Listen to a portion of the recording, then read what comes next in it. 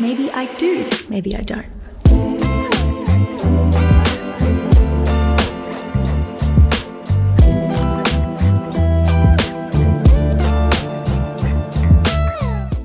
Gabrielle Requena, CEO and founder of Wrinkles, Schminkles, thank you so much for joining us at our Impact Leaders webinar.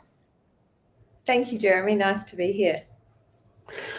It's so wonderful to meet our retail leaders. Like yourself, we have hundreds now who are really dedicated to giving, dedicated to addressing some of the key issues that are impacting women and girls in Australia and around the world. So extraordinary to see so many remarkable standout Australian businesses that are really putting purpose alongside profit and product. And it's very much a movement driven by consumers now who are wanting to understand what businesses stand for beyond the fantastic products that they make. Can we start perhaps with, could you share with us the history of Wrinkles, Schminkles? Love the name. I'm sure you've heard that many times. History of the business, how it started, what inspired it, and how long it's been running for. Absolutely. So we're actually coming into our 10th year this year, which is something we're all very proud of. And the history is we pioneered a new category of skincare effectively. So we created the reusable wrinkle patch, and certainly using medical grade silicone as a patch. So medical grade silicone has always been used very effectively in the medical profession to heal and correct scarring on the skin. So we took that same science and created a line of reusable wrinkle patches. And it's really a nice non-invasive solution to refining lines and those signs of aging or sun damage to the skin. So that's the history in a nutshell. And as we come into our 10th year, we're planning some really exciting celebrations, actually. So we're pretty excited. So what happened 10 years ago? Where did you see the opportunity, and how did that come about? Was it a moment of inspiration? Yeah, I mean, my background was not in skincare or beauty at all. It was very much, I was an ex-management consultant and I guess a bit of a commercial problem solver. And I think the reason the range has been so successful is I created it off the back of a very realistic problem that a lot of women had, which is, women do want to feel youthful, refreshed, and look that they feel their best so they can be their most confident. And I started noticing signs of those first signs of lines and crepiness on the skin.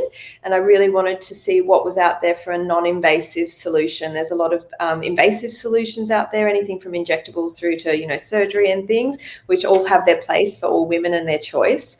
But for us, it was about creating a line of patches that really are non-invasive and work to refine those lines and wrinkles on the skin. So when I started getting those lines and wrinkles myself, I looked what was on the market, and creams, lotions, potions, they're really good at hydrating the skin, but what they can't do is to prevent the skin from creasing and then hydrate the skin and stimulate that collagen and effectively stop the skin from creasing and the lines from forming. Is there a line for men as well? There is. It's unisex. When we first launched, we did have a men's navy, or sort of old school, men's navy and women's peach packaging. And now we actually have a unisex packaging because it's the same product that works for both men and women. Very 2024. Very much. Yeah. And so this was a unique product when it launched? Was there anything else? No, there was other products out there that were more single-use, sort of face tape type products. And that was really where the inspiration came from, to say, well, here's a single-use product that's using face tape. And it was really about, well, how do we create something that's reusable, that's with a more medical-based material? And that was the 100% medical-grade silicone used for scars. And just something that actually was softer and more breathable on the skin than what a single-use face tape is. So we definitely took inspiration from what was out there, but really found that gap in what wasn't. I think what really does make us unique, though, is we are made in the USA in an FDA listed facility. So we really have that efficacy there with our manufacturing. The industry in Australia doesn't exist. We tried to very, very passionately try to be made in Australia, but the industry doesn't exist here. So the US is our next best market, and it's our second biggest market as well outside of Australia. So what makes us unique now, 10 years on, is there are a lot of copycat brands out there, which is fine, but the majority of them are made in China, and there's just not that regulation there so that people can be confident in what they're putting on their skin, you know, for a significant period of time. And I would say what makes us unique, probably more recently, in, as you say, 2024, is that last year we did create the world's first recycling program for silicone patches. So that makes us very unique today, because none of the cheaper brands have copied that initiative, because it is an expensive initiative and an investment in the business. So that really does make us quite unique today. How does that work? So we partnered with TerraCycle. So they're probably one of the leading partners in the beauty and skincare world for recycling. So it works that women can send their patches back to us, and we do it. It has to be done slightly different in the two markets. In Australia, they send them back to us and we give them a credit back off their next purchase. Right. And have you found that resonates a lot with customers? Yeah, I think Australia, because we do it in both markets, the US and Australia. Australia is quite behind in beauty recycling from a habitual perspective, a psychological perspective, than the US. The US has a stronger uptake. I think Australian women are getting there, and they're interested in the fact that we recycle, but what we're seeing is that drop off to them, actually the effort they need to do to send the product back, which is why we've encouraged an incentive to then give them a credit off their next purchase. Fantastic. It's so wonderful to see retailers and businesses of all kinds begin to address the issue of circularity and sustainability, and Yes. and see businesses emerge as leaders in their fields. Of course, you know, retailers watch retailers, and so the more we have leaders such as yourselves as a business emerging and saying this is the way it should be done, the more we begin to address some of the critical environmental challenges of our time, which we're very much entering an urgent period. Yes. Just as a leader, I mean, it's a journey, right? To run a company, to be CEO, and I can relate to all the hits and the misses and the opportunities and the speed bumps along the way. Yes. What experiences would you share, and either personal or professional, would you say you bring to your role as CEO that has helped guide your team and really move the business towards success? If you'd be happy to share, even warts and all, some of the challenges, some of the wins. It's never a straight line, and it's never easy.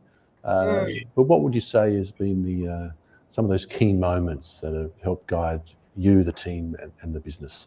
Yeah, I would say I'll give one example from each. I'd say professionally, I started out my career really getting a commercial foundation from management consulting, and it sets you up for a lot of commercial challenges and problem solving in all businesses. So I think professionally, how I started out management consulting, then I went in-house digitally, because that was I'd done a master's of e-commerce into eBay and did a few other tech startups, and went through all of those experiences of raising capital, burning capital, needing more capital, and then all the other experiences and exposure I got when I was head of online marketing at eBay, of how to really build a business with digital marketing, really in those earlier days as well. I'm quite fortunate that all of those collection of professional skill sets enable me to not feel too frazzled by the unplanned commercial challenges that do pop up when you decide to start and then launch and build a skincare business 10 years in. There's always surprises and new challenges.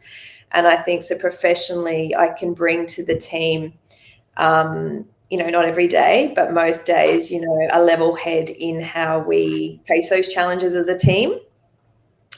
And then personally, I would say, something I sort of discovered about myself in work I've done personally over the last couple of years.